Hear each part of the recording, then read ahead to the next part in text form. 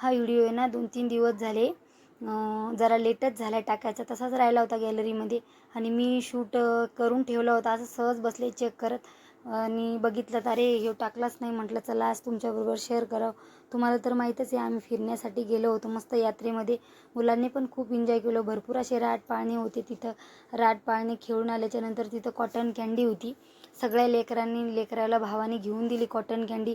मुलांनी मस्त एन्जॉय केलं. आम्ही पण त्यांच्याबरोबर मस्त एन्जॉय केलं आणि लगेच थोडीफार भूक लागली ती लगेच भेळ घेतली.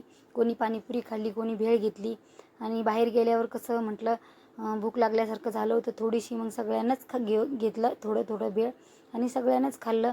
आणि दुसऱ्या दिवशी आहे ना भाऊबीज होती, तर मग भाऊबीजीचं ओवाळून घेतलं. आता ना हे व्हिडिओ टाकायला लेटच झाला आहे, पण म्हटलं चला आता तुमच्याबरोबर शेअर करून टाकावं.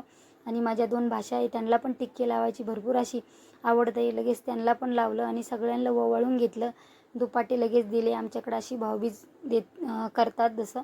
चला आता अशाच दुसऱ्या व्हिडिओमध्ये भेटूया. स्वस्त राहा, मस्त खा, बाय. भेटूया अशाच दुसऱ्या व्हिडिओ.